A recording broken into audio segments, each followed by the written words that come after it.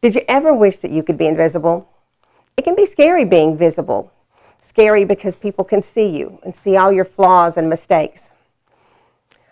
When I got my dog, Mr. Magoo, the first thing I did was teach him not to chew up my shoes. The next thing was I took him to the park so he could be socialized. Now Mr. Magoo is a totally self-confident dog, and everywhere he goes, he expects to be accepted. Some of us didn't get that training, or it didn't take, and our expectations are not that we'll be accepted. From as far back as I can remember, that was me. But as much as I wanted to, I couldn't hide or fade into the background because I had inherited this big, exuberant personality that I couldn't control. I started to hate parties and avoided them. I was even afraid to walk into a group of people that I knew because I was sure that everybody was looking at me and judging me and seeing every mistake I made. On top of being animated, I was also impulsive. So I made mistakes. I bumped and broke things and got in trouble. When I was a little kid and I got in trouble with Grandma, I could run outside, climb the chinaberry tree, determined to stay there forever. And I would rail, "I'm going to stay here till I die.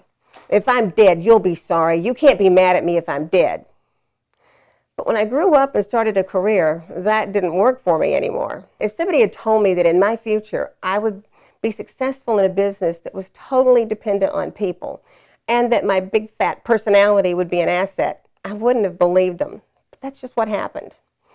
I built my career and a company in staffing and recruiting, which is totally a people business, where I had to meet strangers, gain their trust, learn about them, understand them, and match jobs and people. I became successful, but success didn't change me. I still had the same big personality. I just learned to use it. In time, I learned the most valuable lesson of all, to accept myself, flaws and all. I still made mistakes. I'd get all excited and jump over to tails and miss something. But my mistakes were funny too, at least in retrospect. I had an important client, a stock brokerage firm. He hired all of his administrative staff from me. And one day he called and said he needed someone to work in the cashier's cage. That meant work with the bearer bonds and securities, and that meant money. He wanted somebody with an accounting degree. Big mistake. Jumping into something that I had no resources to do, but I said I'd do it. 2 weeks passed, then 3. He was getting antsy. I was getting more uptight. Then one day a woman walked in, perfect. She had an accounting degree. She was poised. She was lovely.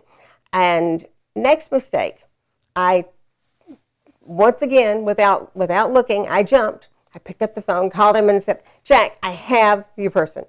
She's perfect. I'll send her now." And I did.